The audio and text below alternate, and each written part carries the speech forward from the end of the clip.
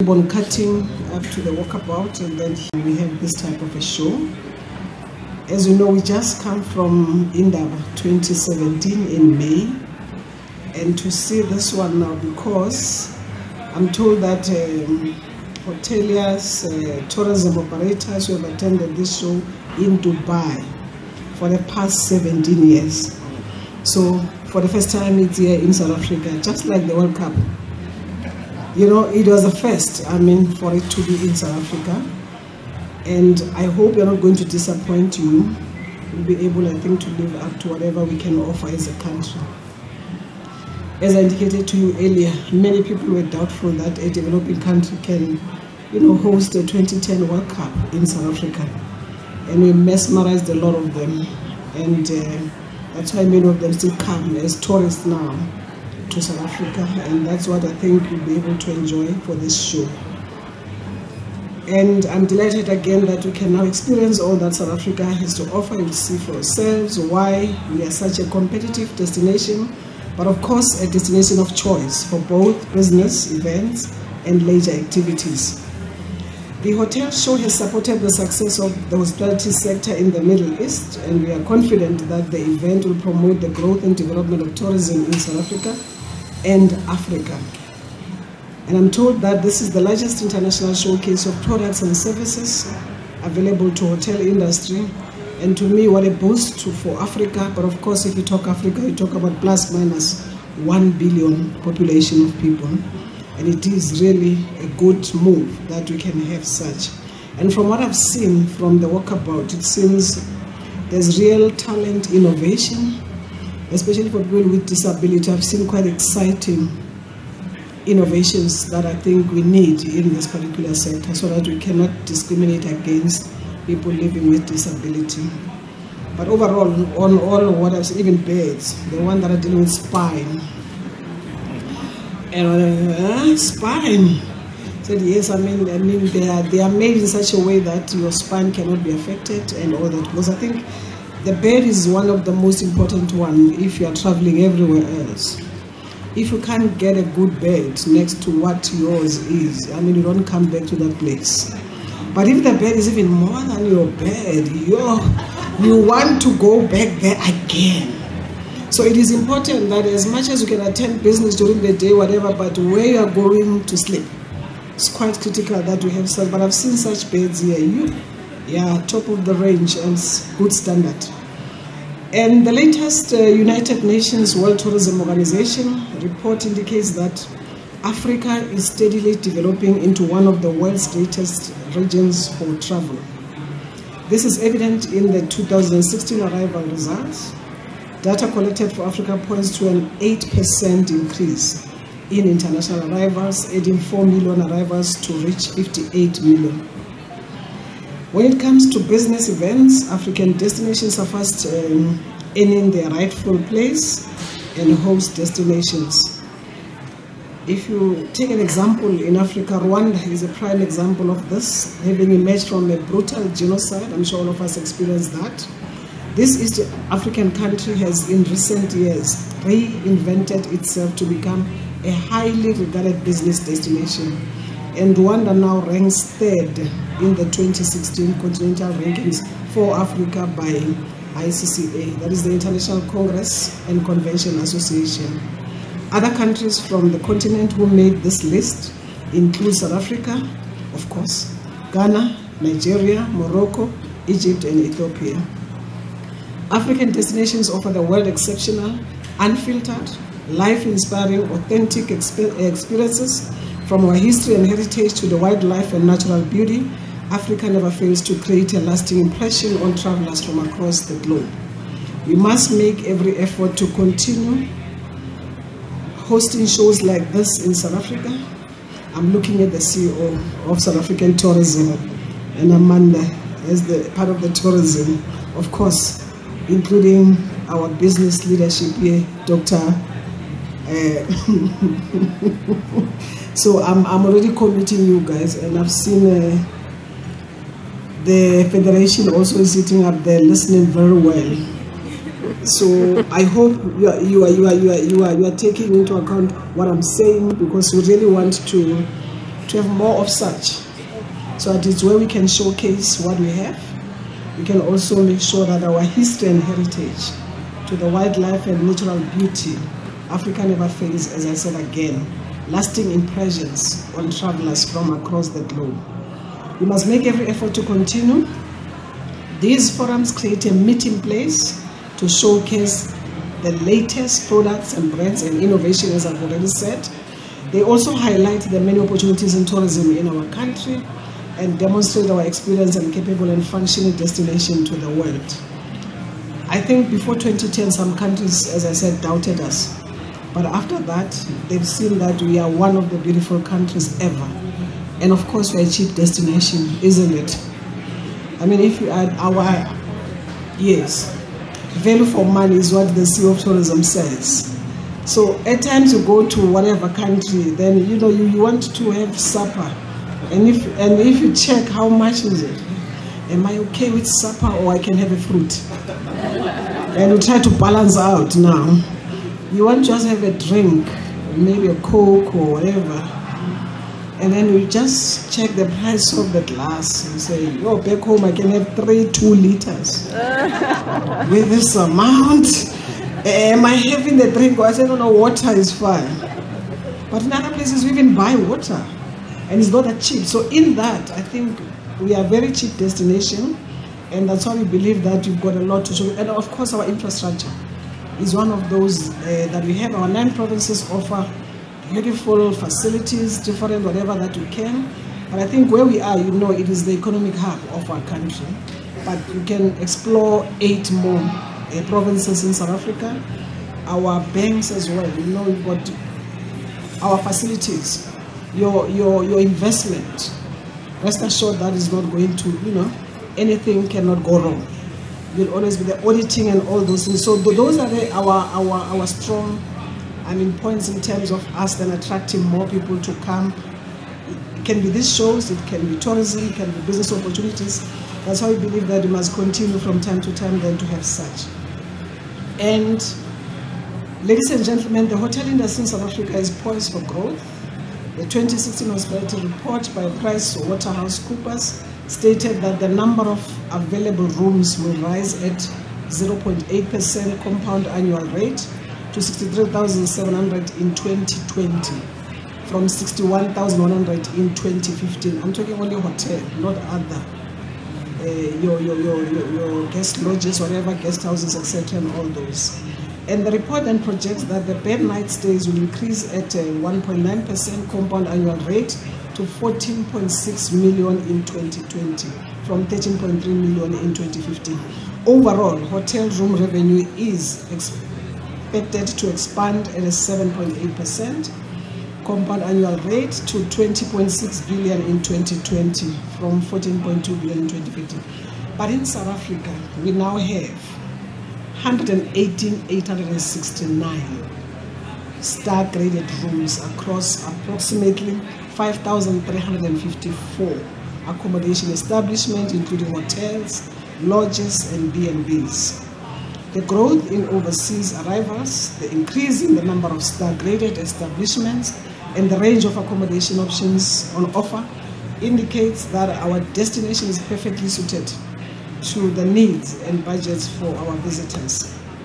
We are confident that there is potential for even further growth in tourism in our country, and to fulfill this potential, tourism operators must keep abreast of tourist needs, especially as their needs change in the rapidly developing technology space, and we must continue to attend investment by major brands in our products.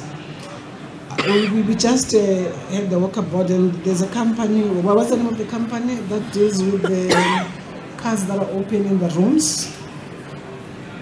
Something. And this lady was just the hotel what? Hotels or electronics, whatever.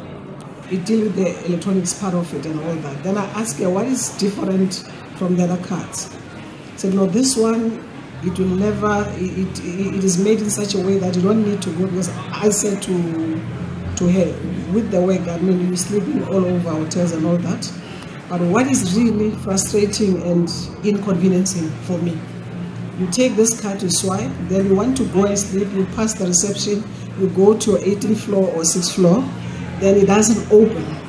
Then you have to come down again and beg. To me, it's quite really, it's just a waste of time that you could have done something about that. Then they come, they take the card and whatever again and all that.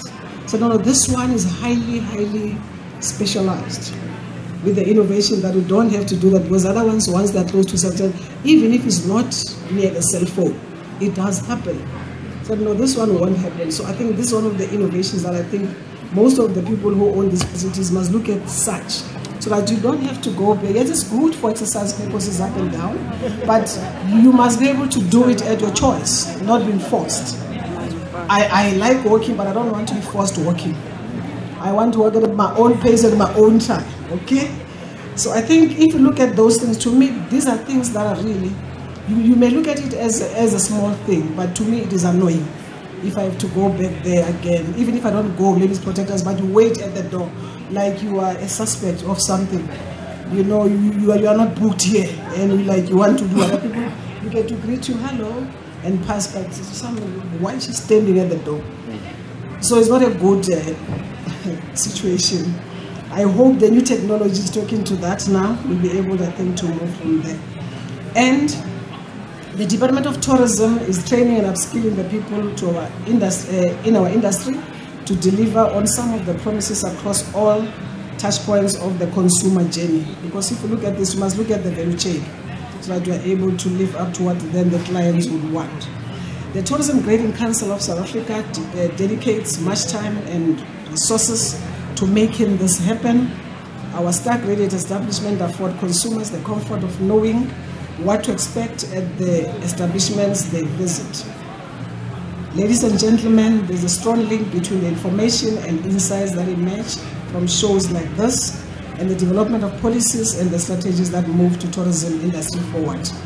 Recently, policy developments in the Department of Tourism include a review of the National Tourism Sector Strategy, which is now more aligned to the National Development Plan and to promoting inclusive and transformative growth. And SAT as our entity, I think, is also living up to this. We hope that we want to see that happening. Government and industry must continue to work together to make the tourism sector a leading example of radical economic transformation. Government alone cannot solve every problem, but also private sector alone cannot solve any problem. But if we work together, we need each other in any way. We need you as practitioners, as people who are there. You need us as government, because government in the first place is not there to create jobs. Government is there to create conditions conducive for you to do what you have to do. And if there are a lot of impediments and unintended consequences, we are then able to deal with that. That's my understanding. And that's why then we need to make sure that we can make this work, and all of us then need to make sure that we can work together. And of course, we need consumers, we need people who will be there to take these products. And also we need also best practice from other countries as well. I'm glad the High Commissioners from Sri Lanka, from Mauritius and other places here. And that is what is good about some of these shows, to say they come here, see whatever, then they can be able, and we try and promote a 50-50 type of a win-win situation, so that we are able to make sure that some of the programs we do get the support. And the Tourism BE Council, Charter Council, has made good progress in formulating a plan to transform tourism. Further transformation depends squarely on consensus and collaboration between the public and private sector. Ultimately, in the private sector, that is to implement government policy, one cannot walk without the other. And we don't just walk, or we don't want to walk, but our people are asking for more. We must now run together and accelerate the pace, scope, and breadth of transformation of the tourism economy, so that it contributes to the transformation of the overall South African economy. Tourism contributes about 9% of our national GDP in total. If we want to maintain and grow this contribution, collaboration between government, industry, and stakeholders is essential. Ladies and gentlemen, as I move towards conclusion, I'm sure you don't think I've got 40 pages. About to move to conclusion. I think we welcome this opportunity to present our country as an outstanding investment opportunity. We're also eager to engage directly with investors and to explore the many opportunities that are emerging in tourism. This event will host some of the country's hidden gems, which is very important to our transformation efforts as they involve small enterprises in and move tourists to some of the rural communities. If you move out of these Galaga estates and Sentin and others, you need to explore also the South African beauty, wherein you find that it is only in the rural area or peri-urban, and it's where a lot of the hidden gems operates, and then extending the geographic spread of the benefits of tourism in our country. But as you know that we host plus minus 120 World Heritage Sites in Africa, and the majority of those are in South Africa. So it's not only to come for business, visit, invest and all that, you can also try and make sure that you can be able to experiment and know better what we offer as a country. Just last month we were in Potchefstroom and we went there for the Mbizo, but then the MEC Desbomholo for tourism in Northwest organized the Short Left campaign for me. And it was the first time that I had to be honest. I've never been to the Vrede Fort Dome.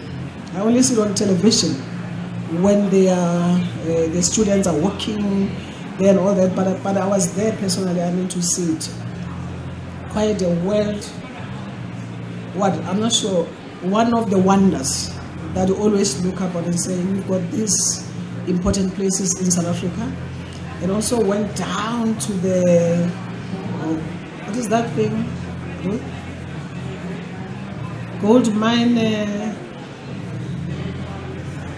Yeah, but you really go down into the shaft. It is a shift like. Yeah, it's a shaft. There's a terminology used, but it's out of my system now.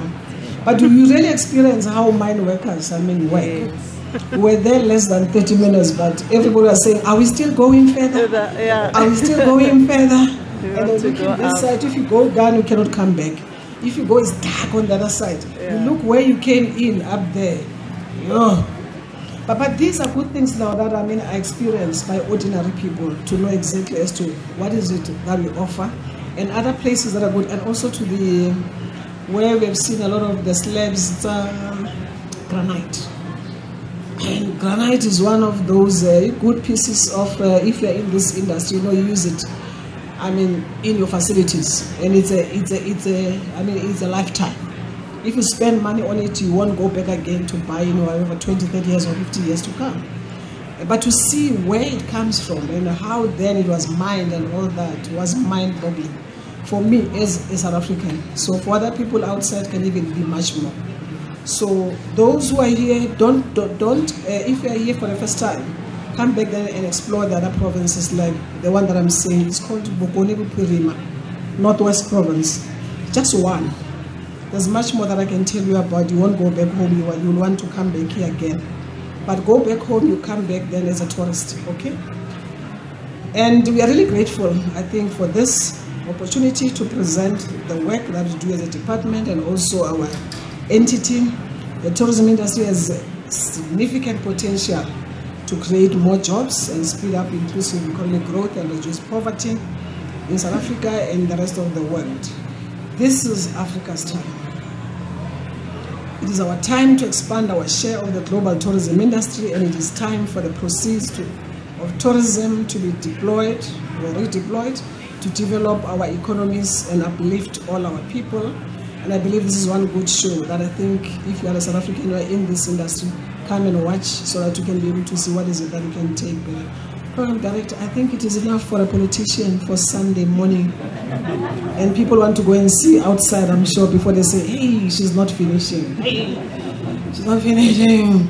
So I wish you all the best, and I hope that we'll be able to enjoy this show for the next 3 days. No?